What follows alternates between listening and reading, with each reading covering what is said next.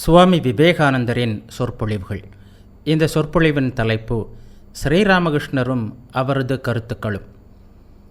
வற்புறுத்தி ஏதாவது ஒன்றையாவது பிரம்மமாக கருதுங்கள். ஸ்ரீராமகிருஷ்ணரை கடவுளாக கருதுவது எளிது. ஆனால் அதில் என்ன ஆபத்து என்றால், பிறரிடம் தெய்வீகத்தை நம்மால் பார்க்க முடியாமல் போய்விடுகிறது. இறைவன் என்றும் உள்ளவர், உருவமற்றவர், எங்கும் நிறைந்தவர். உருவம் உடையவராக அவரை கருதுவது தெய்வ நிந்தனை. ஆனால் உருவ வழிபாட்டின் இரகசியம் என்னவென்றால், ஒரு பொருளில் உங்கள் தெய்வீக பார்வையை வளர்க்க முயற்சிப்பதுதான்.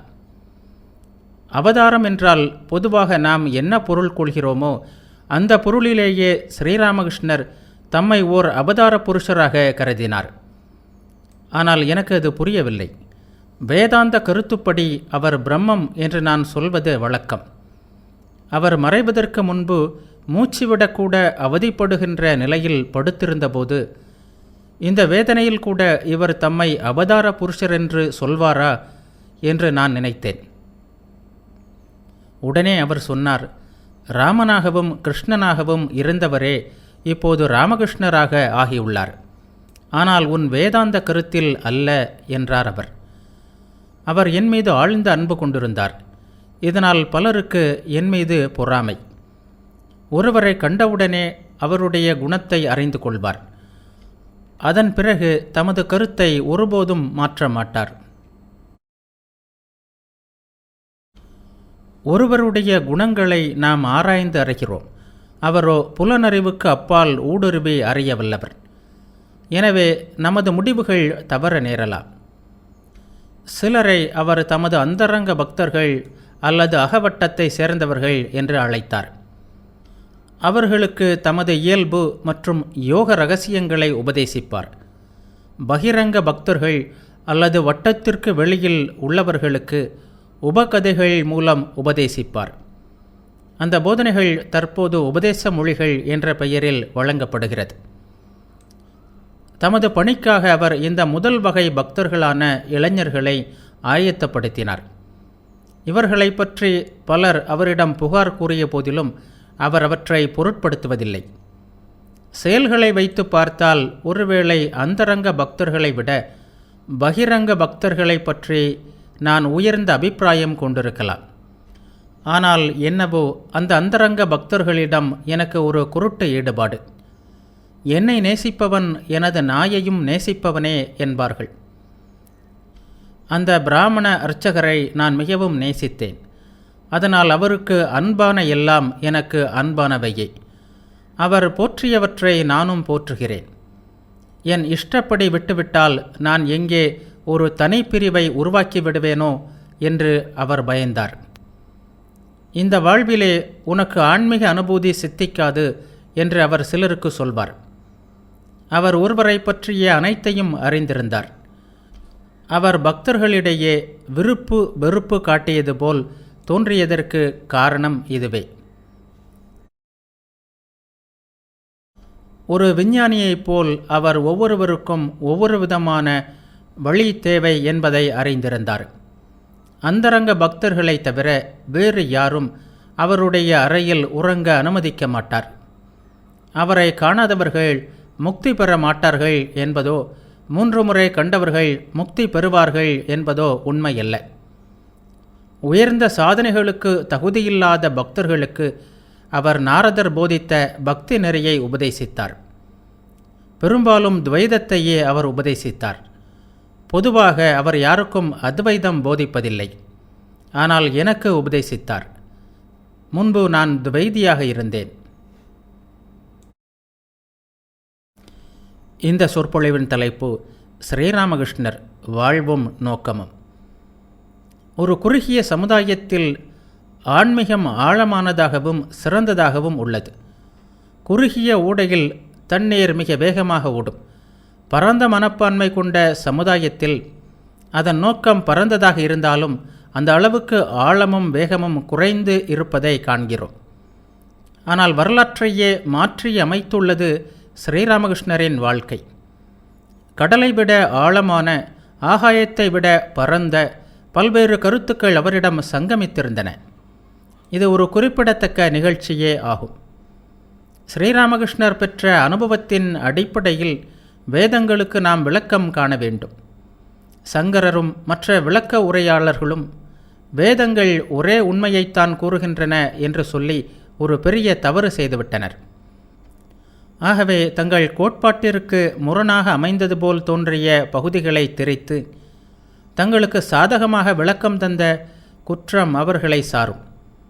முன்பு அவதரித்து கீதை பேருபதேசம் செய்து வேறுபட்டவை போல் தோன்றிய கருத்துக்களுக்கு ஓரளவு சமரசம் கண்டார் பகவான் ஸ்ரீகிருஷ்ணர். காலப்போக்கில் ஒரு பெரும் பிரச்சனையாக உருவெடுத்துள்ள இதனை சமரசப்படுத்த அவரே மறுபடியும் ஸ்ரீராமகிருஷ்ணராக வந்தார். அவரது உபதேசங்களின் அடிப்படையில் படிக்காவிட்டால் வேதாந்தங்களை உண்மையாக யாராலும் அறிந்து கொள்ள முடியாது. மேலாக பார்க்கும்போது முரணாக தோன்றுகின்ற இந்த கருத்துக்கள் பலதரப்பட்ட மனிதர்களுக்காக மக்களின் மனப்பக்குவத்திற்கு ஏற்ப அமைந்தவை, படிப்படியாக மனிதனை மேல்நிலைக்கு அழைத்து செல்பவை என்பதை அவர் காட்டினார். முதலில் அவர் இவற்றை வாழ்ந்து பிறகே மற்றவர்களுக்கு உபதேசித்தார். இந்த உபதேசங்களின் காரணமாக சண்டை சச்சரவுகள், மத வேறுபாடுகள் இவற்றை மறந்து கட்டாயமாக உலகம் முழுவதும் மதத்திலும் மற்ற விஷயங்களிலும் ஒற்றுமையாக வாழ முடியும். காமம், பண ஆசை போன்று வேறு எதையாவது எச்சரிக்கையுடன் தவிர்க்க வேண்டும் என்று ஸ்ரீராமகிருஷ்ணர் நம்மை மிகவும் வற்புறுத்தி கூறியிருப்பாரானால் அது எல்லையற்ற இறைவனை குறுகிய எல்லைக்குள் கட்டுப்படுத்துவதாகும். ஆகவே ஸ்ரீராமகிருஷ்ணரின் எல்லையற்ற லட்சியங்களை எல்லைக்கு உட்படுத்த யாராவது முயன்றால் அவர் ஸ்ரீராமகிருஷ்ணருக்கு எதிராக செயல்படுபவர், அவரது பகைவர். அவருடைய உபதேசங்களில் ஒன்று, பச்சோந்தியை ஒருமுறை மட்டும் பார்த்தவன் அதன் ஒரே ஒரு நிறத்தை மட்டுமே அறிவான். ஆனால் அது வசிக்கும் மரத்தடியிலேயே வாழ்பவன் அதன் பல நிறங்களையும் அறிவான். அதுபோல் ஸ்ரீராமகிருஷ்ணரின் உபதேசங்களையும் அவருடன் இரவு பகலாக வாழ்ந்தவர்களும் அவருடைய நோக்கத்தை நிறைவேற்ற அவருடன் வந்தவர்களுமான அவரது சீடர்களின் வார்த்தைகளின் வாயிலாக ஆராய்ந்து அறியாமல் ஏற்றுக்கொள்ளக்கூடாது. இத்தகைய சிறந்த மனிதர் ஞானம், யோகம், கர்மம், பக்தி என்பவை சிறப்பாக ஒருங்கிணைந்த மகான் இதற்கு முன் தோன்றியதில்லை. ஸ்ரீராமகிருஷ்ணரின் வாழ்க்கை நமக்கு எடுத்துக்காட்டுவது மிக விரிந்த, மிக பரந்த, மிகவும் ஆழமான மனநிலை ஒரு மனிதனிடம் ஒரே நேரத்தில் ஒன்றியிருக்க முடியும் என்பதே. சமுதாயத்தையும் அதே போன்று உருவாக்கலாம். ஏனெனில் மக்களின் தொகுதிதானே சமுதாயம். யாருடைய ஒழுக்கம் இவரை போன்று முழுமையாகவும் பலமுகப்பட்டதாகவும் அமைகிறதோ அவரே ஸ்ரீராமகிருஷ்ணரின் உண்மையான சீடன். அத்தகைய ஒழுக்கம் நிறைந்த மனிதர்களை உருவாக்குவதே காலத்தின் தேவை. ஒவ்வொருவரும் இந்த நிலையை அடைய பாடுபட வேண்டும். இந்த சொற்பொழிவின் தலைப்பு ஸ்ரீராமகிருஷ்ணர் நாட்டின் லட்சிய புருஷர். ஒரு நாடு விழித்தெழ வேண்டுமானால் அதற்கு உயர்ந்ததோர் லட்சியம் வேண்டும். அந்த லட்சியம் எது? அறுதி பரம்பொருளை.